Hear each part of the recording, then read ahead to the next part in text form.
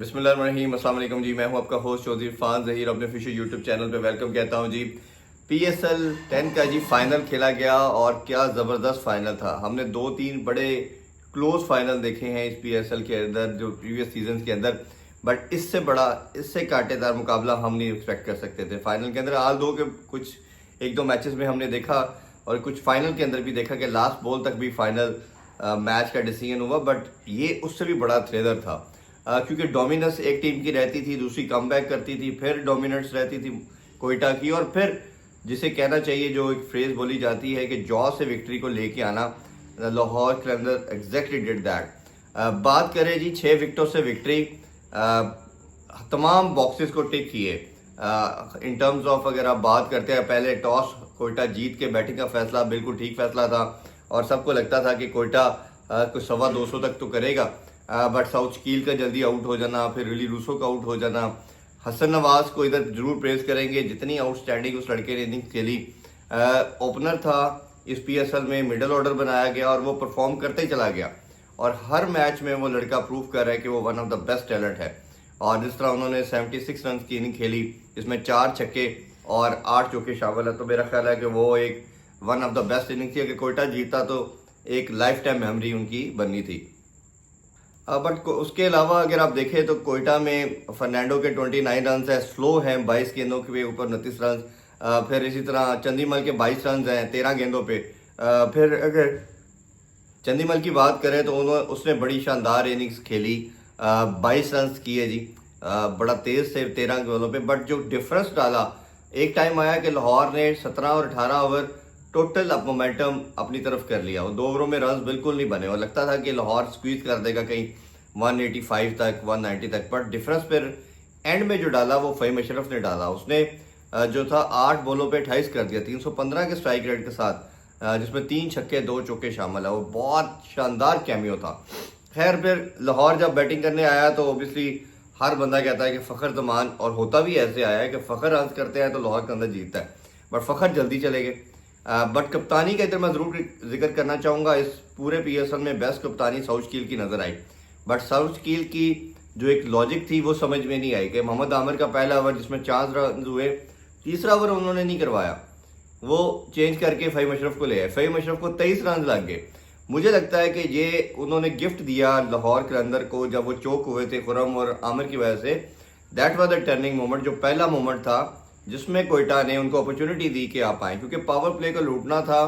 उन्होंने आमिर को second over में चार्ज करना ही करना था। अगर वो अक्लमंदी से यूज़ करते साउथ कील और तीसरा ओवर भी आमिर से करवाते तो एक उसके अंदर आमिर ने जो नई बॉल के साथ स्विंग कर रहे थे, नहीं रन होने थे। बट थोड़ी सी टेमेंट अप्रोच लगी, शायद एक्स्ट्रा कॉन्शियस हुए, ज़्यादा अक्लमंद बनने की कोशिश की जो उनको गले पड़ गई। और फिर हमने देखा कि तो वो ओवर था असल में, वो डिफरेंस भी शुरू में बना। खैर उसके बाद एक टाइम आया कि 22-23 के ऊपर नईम का कैच भी उस्मान तारिक ने छोड़ा, उधर भी आप उसको कहीं ना कहीं स्क्वीज कर सकते थे इनिंग्स को। फिर उसने 46 की बड़ी शानदार इनिंग्स खेली, जिसमें 6 छक्के शामिल थे। ये एक, जिस तरह हसन नवाज की बात कर रहे हैं, बैटिंग के अंदर एक और टैलेंट। और मैं कहता हूँ PSL के अगर 3 बैटर की बात करेंगे यंगस्टर में, हसन नवाज नंबर 1, नंबर 2 पे नईम और तीसरे नंबर पे आप यासर खान की बात कर सकते हैं। ये पाकिस्तान का फ्यूचर है। साहबजादा फरहान आल 2 हैं, लेकिन हाँ, साहबजादा फरहान को पहले भी टीम में खेल चुके हैं और वो पहले ज़्यादा रन करके आए थे इस PSL के अंदर। फिर उसके बाद अगर बात की जाए तो फ़खर का जल्दी चले जाना, फिर एक बड़ी पार्टनरशिप होती है अब्दुल्ला शफीक की, पहले नईम के साथ और फिर अब्दुल्ला शफीक की होती है परेरा के साथ। बट अब्दुल्ला शफीक एक क्लास एक्ट है, one of the finest batsman है। टेक्निकली कहा जाता है कि बाबर के बाद सबसे साउंड है, बट कई दफ़ा उससे भी क्लास ऊपर लगती है जब वो शॉट्स खेलते हैं। बिल्कुल बिल्कुल फ्लॉलेस इनिंग्स लगती है कई दफ़ा, और जिससे प्लीजिंग ऑन द आई कहना चाहिए वो नज़र आता है। उन्होंने 28 पे 41 किया। बट कहीं ना कहीं हमें लगता है कि रजब पस्का की जो इनिंग्स थी ना, वो लाहौर को डेंट कर गई थी, क्योंकि उन्होंने 16 गेंदों पे 14 रन बनाए और उसमें बड़ा क्लैरिटी से नज़र आ रहा था कि जो सिचुएशन थी उसकी डिमांड के मुताबिक 87 के स्ट्राइक रेट के साथ खेले और एवरेज जो थी, जो 10-11 की चल रही थी, वो 15 पे ले गए राजा पस्का। बट मेरा ख्याल है ये ब्लेसिंग इन डिस्गाइज हुई उनका आउट होना।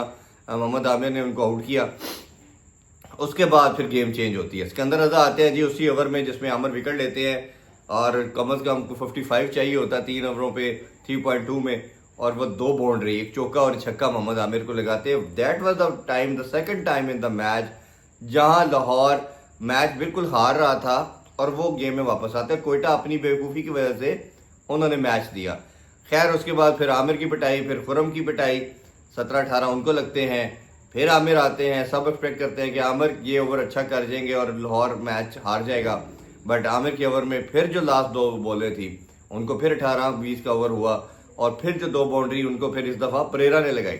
परेरा की मैं ज़रूर बात करना चाहूँगा जी। Man of the match performance, शानदार खेला और तीनों मैचों में आउटस्टैंडिंग खेला। जो लास्ट एलिमिनेटर 2 था कराची के अगेंस्ट, वो भी इसने शानदार इनिंग्स खेल के, इधर क्रेडिट देना पड़ेगा लाहौर की मैनेजमेंट को, जिनके मेन प्लेयर जो डेरिल मिचेल थे वो चले गए। सिकंदर रजा भी 1-2 मैचेस में नहीं थे। फिर इसी तरह सैम बेलिंग नहीं थे, तो इन्होंने पिक बड़ी शानदार की। तो पेरेरा की पिक ये पहले भी थी, मैं बताता चलूँ, ये भी नहीं आए, वो डगो पे बैठे रहे।